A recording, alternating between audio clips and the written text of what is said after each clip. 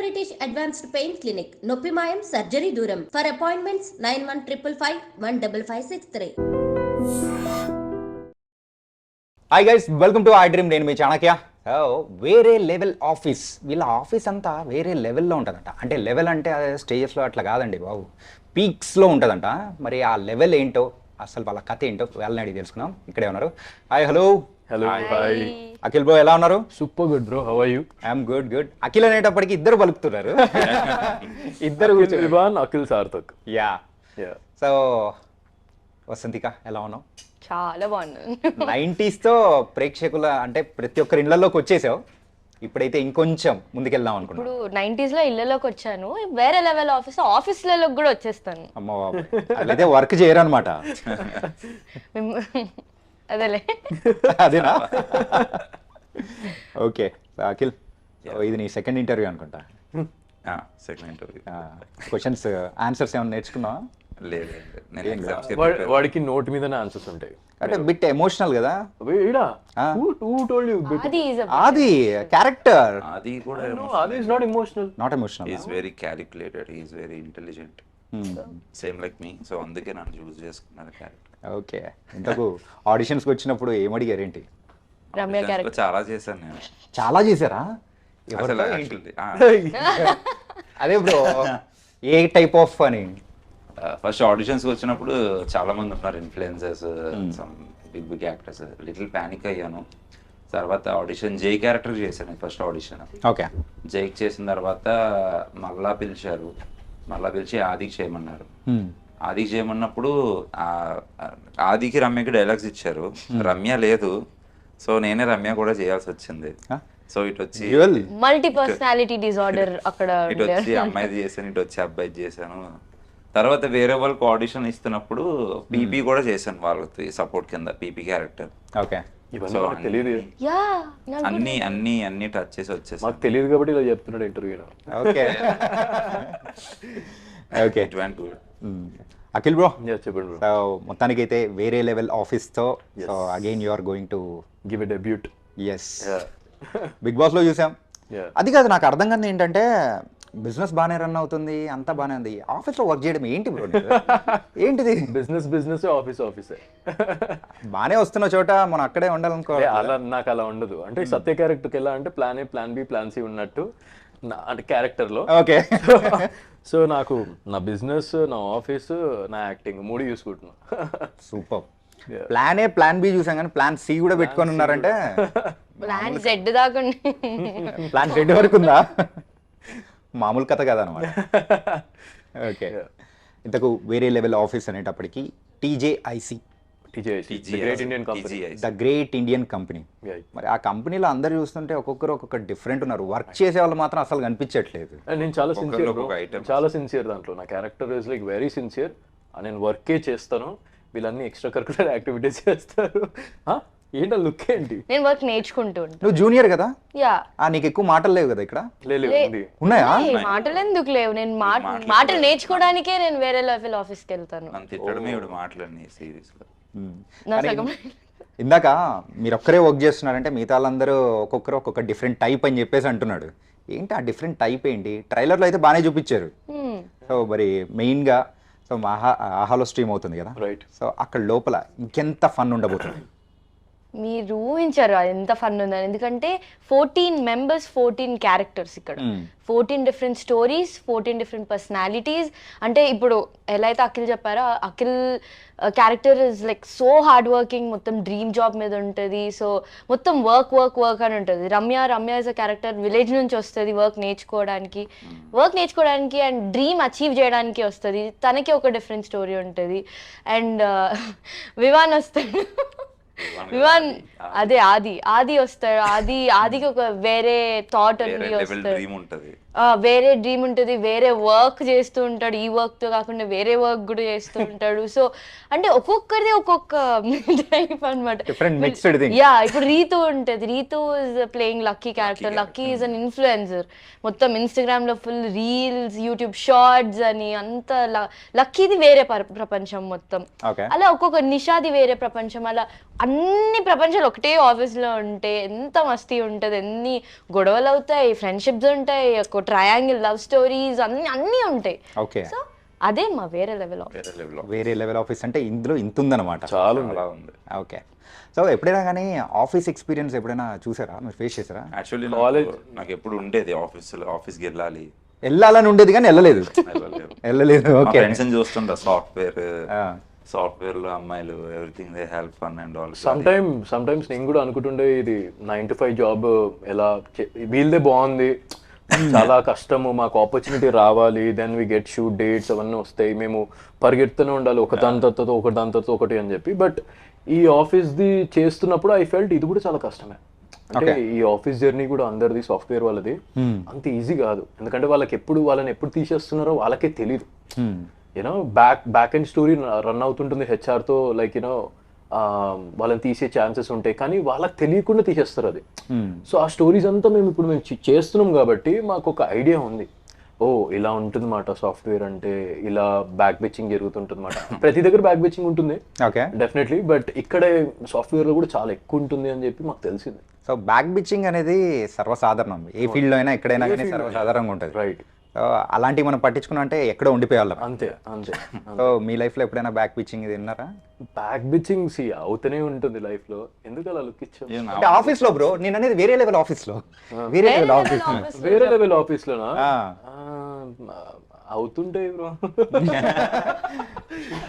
అంటే character wise అయితే definitely అవుతుండొచ్చు, ఎందుకంటే ఒక్కొక్కరు క్యారెక్టర్, నాకు కొంతమంది క్యారెక్టర్స్ తెలియదు, వాళ్ళ క్యారెక్టర్స్ రోల్స్ వాళ్ళు ప్లే చేసుకుంటున్నారు. నేను సిరీస్ చూస్తేనే నాకు అర్థమవుతుంది, ఓహో వీళ్ళ క్యారెక్టర్ ఇదా అని చెప్పి. ఓకే, అంటే స్పెసిఫిక్ గా, ఎందుకంటే అందరితో షూటింగ్ జరగదు మాకు. ఇప్పుడు నాది, తనది, అతనిది ఓకే, షెడ్యూల్ వైస్ ఎవరైతే ఉంటారో వాళ్ళ అలానే కాదు, సీన్ వైజ్. ఇప్పుడు సీన్ మా ముగ్గురు ఎక్కువ జరుగుతుంటాయి, ఎక్కువ ట్రాక్ మాది నడుస్తుంటుంది, కానీ కొంతమంది సీనియర్స్ తో మాకు నడవదు. సో బ్యాక్ అండ్ స్టోరీ అక్కడ ఏం జరుగుతుందో మాకు తెలియదు. సో డిసెంబర్ 12th మీతో పాటు మేము చూడాలి. Also waiting, but we're so excited. కలిపేలా ఉంటది అవుట్పుట్ ఎవరికి తెలియదు, అప్పుడు వీళ్ళ క్యారెక్టర్ ఇదా అని చెప్పి మాకు తెలిసి వస్తాయి కొన్ని. ఓకే, టోటల్ ఎన్ని ఎపిసోడ్స్? 50 ఎపిసోడ్స్ ఉన్నాయి. 50 ఎపిసోడ్స్. మొత్తానికైతే టీవీలోనే మేము చూస్తూ ఉంటాం ఏంటంటే పాతకాలంలో. సో ఎవ్రీ వీక్ పర్టికులర్ రోజున సో సీరియల్ వస్తూ ఉంటుంది అని చెప్పేసి. ఇప్పుడైతే ఆన్లైన్ స్ట్రీమింగ్ లో మన ఆహాలో వచ్చేస్తుంది అనమాట. Thursday and Friday every evening 7 PM. అవును, nice. You will enjoy it bro. ప్రతి ఎపిసోడ్ మీకు నెక్స్ట్ టైం అవుతుంది అని చెప్పి ఒక క్యూరియాసిటీ అయితే డెఫినెట్లీ వస్తుంది. ఎందుకంటే సాఫ్ట్వేర్ రోల్ కనెక్ట్ అవుతారు. దాంట్లో కొంతమంది ఒక్కొక్క క్యారెక్టర్ ఒక్కొక్క లాగా ఉంటుంది, లవ్ స్టోరీ కూడా ఉంటుంది, కామెడీ కూడా ఉంటుంది, మీకు అన్ని ఇమోషన్స్ దొరుకుతాయి అక్కడ. లైక్ చాలా మంది కనెక్ట్ అవుతారు. ఇంతకు మీకు లవ్ స్టోరీ ఉందా? సిరీస్ లోనే, నేను సిరీస్ దాటి వెళ్ళట్లేదు. సిరీస్ లో ఉంటుంది, మీరు చూస్తే తెలుస్తుంది ఏంటి అనేది. అంటే నేను ఫస్ట్ లవ్ స్టోరీ ఉందా అంటే మీరు ఒక్క నిమిషం ఆలోచించారంటే రియల్ లైఫ్ లో ఏదన్నా ఉందా ఏంటి? లేదు బ్రో, పాపం ఎక్కడుందేమో. వస్తారు. వీడియో చూసి ఎవరన్నా వస్తే పాపం. ఆల్రెడీ 100+ అండి. సార్కి ఎప్పుడో బిగ్ ఫ్యాన్ పేజ్ ఉంది, ఫ్యాన్స్ ఆర్మీ ఉన్నారు, అందరు ఉన్నారు. నైస్. టైం వచ్చినప్పుడు ఐ థింక్ సో, ఆ సందర్భం వచ్చినప్పుడు. కానీ ఏంటంటే after Bigg Boss the people are waiting to watch seriously. ఏంటంటే యూజువల్గా బిగ్ బాస్ అనేది అక్కడికి వెళ్ళిన తర్వాత ఒక షోగా ఎంటర్టైన్ చేసాము, కానీ దాని తర్వాత యాజ్ యాక్టర్ వైజ్ కానీ మిమ్మల్ని మీ దగ్గర నుంచి ఒక పర్ఫార్మెన్స్ చూడాలని the people are also waiting. Right. అంటే ఆశ అనేది కూడా from here will start. Right, ఎందుకంటే వేరే లెవెల్ది అనౌన్స్ అయినప్పుడు I got like so good response like from people. నాకు మెసేజెస్ నిండిపోయి నా బాక్స్ అంతా like you know we're waiting for this, finally you're doing a project అని చెప్పి. ఎందుకంటే 2 ప్రాజెక్టులు స్టార్ట్ అయ్యి మధ్యలో ఆగిపోయాయి. సో చాలా డిసప్పాయింట్ అయిపోయారు చాలా మంది. సో ఫైనలీ ఇది రిలీజ్ డేట్ దగ్గరికి వచ్చేసరికి ఇప్పుడు 12th కి రిలీజ్ అవుతుందంటే, నిన్న నేను గ్రూప్ లో I just chat with everyone. Like ఒక గ్రూప్ ఉంది, ఆ గ్రూప్ లో మొత్తం ఫ్యాన్స్ ఉంటారు అన్నమాట. దాంట్లో జస్ట్ నేను హాయ్ అని పెడితే టక్ టక్ టక్ టక్ మెసేజ్లు వచ్చేసాయి. ఎవ్రీవన్ ఒకటే అంటుంటే వీఆర్ వెయిటింగ్ ఫర్ వేరే level office and that made me feel so emotional, like connected to people. Like you know ఇంత కనెక్ట్ అయి ఉన్నారు ఏంటి వీళ్ళు, ప్రతి చిన్న అప్డేట్ అయినా నేను పెట్టే స్టోరీ లేకపోతే నేను పెట్టే చిన్న బ్రాండ్ చేసినా నాకు రెస్పాన్స్ ఎప్పుడు చాలా బాగుంటుంది. ఆ రెస్పాన్స్ తగ్గలేదు, 4 ఏళ్ళైనా అలానే ఉంది, అలానే కంటిన్యూ అవుతుంది. I think so all because of the love they have on me somewhere like that. బాగా కనెక్ట్ అయిపోయి సో నాకు కూడా ఒక మంచి స్టోరీ ఇవ్వాలని చెప్పి ఎప్పటి నుంచో ఉండే. అండ్ ఫైనలీ ఈ వేరే లెవెల్తో I'm going forward. Yeah, I think his fans will get satisfied. Satya character, he is perfect for that. Okay, I think ముందువి ఆగిపోయి అన్నావు కదా. Right, I think it is a blessing. ఏదైనా కానీ ఆగిపోయాయంటే మనం సమ్ గుడ్ ప్రాజెక్ట్ వస్తున్నారు ఇప్పుడు. I'm really happy because the cast అయినా లేకపోతే స్టోరీ అయినా దీంట్లో everyone are doing fantastic. It's not only 1-2 characters, అందరూ అదర్ కొట్టేస్తున్నారు. లైక్ నాకే భయం అవుతుంది, ఎవరిని చూస్తారా అంటే ఒక్కనొక పాయింట్ లో ఆ ట్రైలర్ చూసిన తర్వాత అనిపించింది ఎవ్రీ క్యారెక్టర్ కి ఒక డిఫరెంట్ ఆరా ఉంది, డిఫరెన్స్ ఉంది. సో ఒకరికి ఒకదానికి సంబంధం లేదు. అట్లాంటిది ఎవరికి ఏ క్యారెక్టర్ కి ఫ్యాన్స్ అవుతామో మనకే అర్థం కాదు. ఐ థింక్ సో ఒక 15-10 ఎపిసోడ్స్ తర్వాత క్లారిటీ వచ్చేస్తుంటుంది జనాలకి ఎవరెవరు ఎక్కువ లాగా. అది 15 ఎపిసోడ్స్ తర్వాత పక్కా క్లారిటీ వచ్చేస్తుంది. Like they will get connected to each and every one. అంటే ఇప్పుడు వివాన్ క్యారెక్టర్ కి కొంతమంది ఆడియన్స్ కనెక్ట్ అవుతుండొచ్చు, రమ్య క్యారెక్టర్ కొంతమంది, నా క్యారెక్టర్ కొంతమంది. సో అలా డెఫినెట్ గా కనెక్ట్ అవుతారు ప్రతి ఒక్కరు. సో ఆ విషయంలో అయితే ఐఎమ్ రియలీ హ్యాపీ. లైక్ అందరికి ఒక సెట్ ఆఫ్ ఆడియన్స్ వస్తారు, ఆడియన్స్ అయితే పక్కా ఉంటారు. అండ్ మీ సాఫ్ట్వేర్ ఫ్రెండ్స్ ఏమనుకుంటున్నారు? యాక్చువల్లీ నా రూమ్మేట్స్ అందరు సాఫ్ట్వేరే. మా ఎందుకు బ్రో అంటే ఏంటి అందరూ ఒక సైడ్ వెళ్తుంటే నువ్వు మాత్రం ఒక సైడ్ మీ రూమ్ లో? ఇప్పుడు డిఫరెంట్ గా ఉండాలి, చాలా డిఫరెంట్ ఉందామని చిన్నప్పటి నుంచి. మహేష్ బాబు అంటాడు కదా, నలుగురికి నచ్చినది సాంగ్. అయ్యా, ఆ నలుగురులో నువ్వు ఒకటి మాత్రం 5వ వాడిగా సపరేట్ గా వచ్చేసి సెపరేట్. నలుగురు వేరు చేస్తే వేరు చేస్తా. రూమ్ అంతా నాకు సాఫ్ట్వేర్ ఎంప్లాయీస్ అందరూ. వాళ్ళు ఈఎంఐ ప్రాబ్లమ్స్ చూస్తూ ఉంటారు. శాలరీ పడ్డ రోజు నైట్ ఆనందపడతారు, విత్ ఇన్ 2 days లో డబ్బులు ఏరేసుకుంటారు. అరే ఈఎంఐ రా ఇలా. నేను ఈ షూట్ చేసినప్పుడు కూడా నాకు దగ్గర నుంచి వాళ్ళని చూస్తాను కాబట్టి నాకు బాగా కనెక్ట్ అవుతుంది. ఫస్ట్ నా ఫ్రెండ్స్ ఎవరికి కనెక్ట్ అవుతారో, ఏ క్యారెక్టర్ నచ్చుద్దో అది చూడాలని ఎక్కువ ఉంది నాకు. ఓకే, మేము కూడా అంటే ఈ షూటింగ్ స్టార్ట్ అయ్యే ముందు నేను కొంచెం రీసెర్చ్ చేశాను. నా ఫ్రెండ్స్ ఎవరైతే 2 ఉన్నారో వాళ్ళని కూర్చోబెట్టి ఏం మాట్లాడుతారు, కొన్ని వర్డ్స్, కొన్ని కీ వర్డ్స్ ఉంటాయి, కొన్ని షార్ట్ కట్ వర్డ్స్ ఉంటాయి, అవి నాకు అసలు తెలీదు. మాకు స్క్రిప్ట్ ఇచ్చినప్పుడు, ఆ వర్డ్స్ ఇచ్చినప్పుడు ఏంటిది అని నేను వాళ్ళకి ఫోన్ చేసి మరి అడిగా, ఇదేంటి ఈ వర్డ్ ఏంటి, ఈ వర్డ్ అంటే అది షార్ట్ కట్స్ వర్డ్స్ ఇవన్నీ టెక్నికల్ వర్డ్స్. ఇప్పుడు ఫర్ ఎగ్జాంపుల్ కేటీ అంటారు. కేటీ అంటే మనకి ఏంటో తెలియదు, బట్ ఇట్స్ నాలెడ్జ్ ట్రాన్స్ఫర్. మనం నాలెడ్జ్ ట్రాన్స్ఫర్ అలా అంటాం, కానీ వాళ్ళు కేటీ ఇది అని అంటారు. సో అలాంటి కీవర్డ్స్ ఏవైతే ఉన్నాయో అవి మేము చాలా నేర్చుకున్నాం. మొత్తానికి మీకు ఇప్పుడు ఒక సాఫ్ట్వేర్ జాబ్ ఇచ్చేసామంటే రెడీ టు గో అని చెప్పేసి చేసేస్తారా వర్క్? మాకు అసలు ఎవ్రీ మంత్ అలానే ఉంది. ఎవ్రీ మంత్ 15 days షూట్ చేస్తున్నాం మేము. ఆ 15 days నిజంగా వెళ్ళి అక్కడ వర్క్ చేస్తున్నట్టే ఉంది. మాకు 6 to 6 వెళ్ళి మేము వెళ్ళి ఆఫీస్ లో వర్క్ చేసుకొని కమింగ్ బ్యాక్ టు హోమ్ అన్నట్టు. మాకు స్క్రిప్ట్ ఇచ్చినప్పుడు కూడా సమ్వేర్ డైలాగ్స్, అతని డైలాగ్స్ ఉన్నప్పుడు అది డైలాగ్ లాగా అనిపించదు మాకు. నిజంగా వాడు తిడుతున్నాడా లేకపోతే ఈమె తిడుతుందని అన్నట్టు అనిపిస్తుంటది. ఒక్కొక్కసారి నేను కూడా ఇచ్చే జవాబు కూడా వాళ్ళు ఇచ్చినప్పుడు వాడు ఒక్కొక్కసారి అంటాడు, అరే అంతా బ్రో అంతా సీరియస్ గా అనకు బ్రో ప్లీజ్ అంటే. ఆ క్యారెక్టర్ అలాంటి ఇలా చూస్తాడు సీరియస్ గా. అసలు ఇప్పుడే కదా వచ్చాడు నేను సీరియస్ గా. క్యారెక్టర్ అలాంటిది. సమ్వేర్ ఎవ్రీవన్ ఇన్వాల్వ్ చేస్తున్నాడు చాలా. అందరికి ఈ ప్రాజెక్ట్ చాలా ఇంపార్టెంట్. ఎలా అయితే నేను 4 years నుంచి వెయిట్ చేస్తున్నారో, ప్రతి ఒక్కరికి ఒక బ్యాక్ ఎండ్ స్టోరీ ఉంటుంది లైఫ్ లో.